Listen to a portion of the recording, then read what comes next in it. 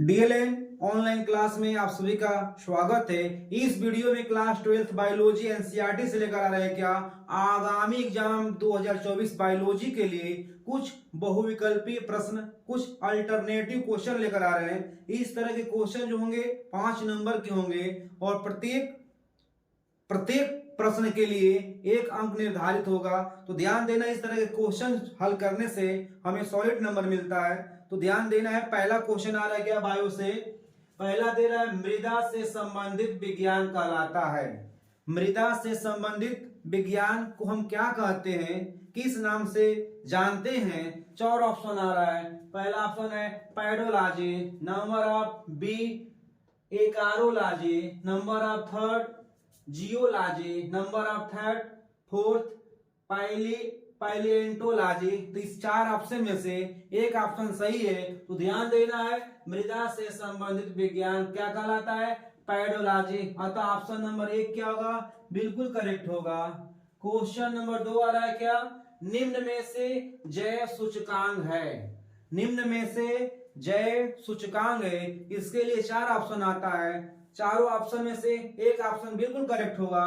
पहला ऑप्शन आ रहा है क्या, जन्म दर बटा में मृत्यु दर गुणे 100। दूसरा ऑप्शन आ रहा है बी, मृत्यु दर बटा में जन्म दर गुणे 100। तीसरा ऑप्शन आ रहा है जन्म दर गुणे मृत्यु दर। चौथा ऑप्शन आ रहा है इनमें से कोई नहीं। तो ध्यान देना है, निम्न में से जैव सूचकांक जो होता है मृत्यु दर बटा में जन्म दर गुणे 100। अतः ऑप्शन नंबर बी क्या होगा? बिल्कुल करेक्ट होगा। यानी जैव सूचकांक बराबर होता है मृत्यु दर बटा में जन्म दर गुणे 100। अतः हमारा ऑप्शन नंबर बी क्या होगा? बिल्कुल करेक्ट होगा।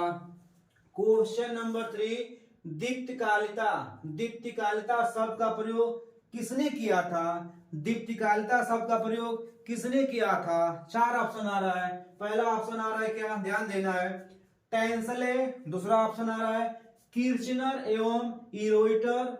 नंबर 3 ऑप्शन आ रहा है हैकल। नंबर डी ऑप्शन आ रहा है गार्नर एवं एलार्ड। तो ध्यान देना है, दीप्तिकालिता शब्द का प्रयोग जो है कौन किया था? गार्नर एवं एलार्ड। पुष्पीय पौधों में एक निश्चित प्रकाश अवधि में जो होता है पुष्पन होता है, उसी को हम बायोलॉजी की भाषा में क्या कहते हैं? दीप्तिकालिता। तो दीप्तिकालिता शब्द का प्रयोग किसने किया था? गार्नर एवं एलार्ड ने किया था। अतः ऑप्शन नंबर बिल्कुल क्या होगा हमारा? डी करेक्ट होगा।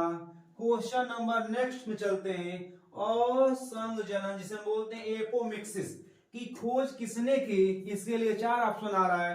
पहला ऑप्शन आ रहा है लेमार्क, दूसरा ऑप्शन आ रहा है विंकलर, तीसरा ऑप्शन आ रहा है नवाशिन और चौथा ऑप्शन आ रहा है श्वान। तो ध्यान देना है, एपोमिक्सिस यानी असंगजनन शब्द देने वाले कौन साइंटिस्ट है?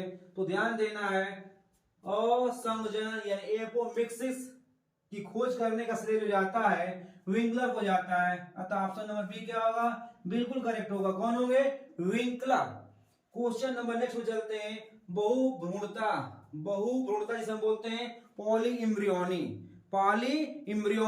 बहुभ्रूणता की खोज किसने किया? 4 साइंटिस्ट आ रहे हैं, 4 ऑप्शन आ रहा है, उसमें से कोई एक ऑप्शन बिल्कुल करेक्ट है। ध्यान देना, पहला है professor P Maheshwari, number B option आता है थियोफ्रेस्टस, नंबर सी ऑप्शन आता है पुरकिंजे और नंबर 4 ऑप्शन आता है लोवेनहॉक। तो ध्यान देना है, बहुभ्रूणता की खोज करने का श्रेय जो होता है जाता है किसे? एंटोनी वान लोवेनहॉक को। अतः ऑप्शन नंबर डी क्या होगा हमारा?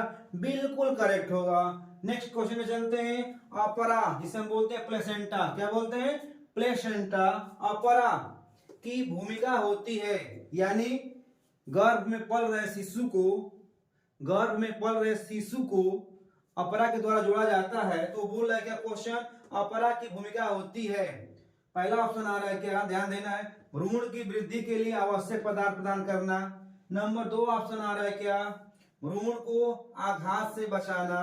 नंबर 3 ऑप्शन आ रहा है तंत्रिका आवेश को ले जाना और चौथा ऑप्शन आ रहा है संग्रह अंग की भांति कार्य करना। तो यहाँ पर ध्यान देना हमको, अपरा यानी प्लेसेंटा की भूमिका जो होता है भ्रूण की वृद्धि के लिए आवश्यक पदार्थों का प्रदान करना। तो ऑप्शन नंबर हमारा क्या होगा, ए बिल्कुल करेक्ट होगा। ध्यान देना है। क्वेश्चन नंबर नेक्स्ट, चिकित्सकीय सगर्भता जिसे हम बोलते हैं एमटीपी, तो चिकित्सकीय सगर्भता को कानूनी स्वीकृति दी गई थी। पहला ऑप्शन आता है 1970, दूसरा ऑप्शन आता है 1971 में, तीसरा ऑप्शन आ रहा है 1972 में, चौथा ऑप्शन आ रहा है 1973 में। तो ध्यान देना है, चिकित्सकीय सगर्भता को कानूनी स्वीकृति दी गई थी किस सन में, 1971 में। तो ऑप्शन नंबर बी क्या होगा, बिल्कुल करेक्ट होगा। अगला क्वेश्चन चलते हैं, ध्यान देना है। जनन प्रौद्योगिकी जो संतान प्राप्ति में सहायक है, ध्यान देना है। नेक्स्ट क्वेश्चन आ रहा है क्या, जनन प्रौद्योगिकी जो संतान प्राप्ति में सहायक है।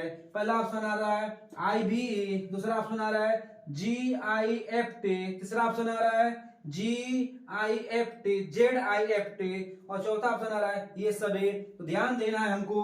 क्वेश्चन नंबर 8, जनन प्रौद्योगिकी जो संतान प्राप्ति में सहायक होता है, IVE, GIFT और ZIFT ये सभी प्रयुक्त होता है। अतः हमारा क्या होगा, ये ऑप्शन नंबर डी जो होगा बिल्कुल करेक्ट होगा, ये सभी रहेगा। क्वेश्चन नंबर 9 में हम चलते हैं। क्वेश्चन नंबर 9, जंतु कोशिका में क्लोनिंग के लिए उपयुक्त संवाहक है। ध्यान देना, बहुत इंपॉर्टेंट क्वेश्चन है।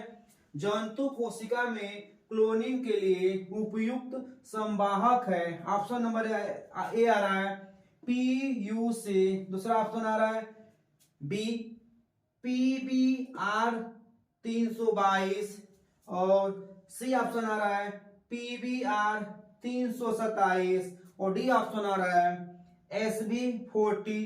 ध्यान देना है, SB40 यानी SB40। तो इनमें से कौन सा है, ध्यान देना है कि जंतु कोशिका में क्लोनिंग के लिए उपयुक्त संवाहक कौन होता है। तो ऑप्शन नंबर बी यानी PBR 322 यानी 322 यानी ऑप्शन नंबर बी क्या होगा, बिल्कुल करेक्ट होगा। और हम उम्मीद कर रहे हैं कि आपको कल के वीडियो में हम बायोलॉजी के लॉन्ग क्वेश्चन और शॉर्ट क्वेश्चन का लिस्ट पेश करेंगे और उसको समझाने की कोशिश करेंगे, ताकि आपका जो आने वाला बायोलॉजी का एग्जाम है बिल्कुल सुंदर ढंग से, बहुत अच्छे ढंग से बीते। धन्यवाद।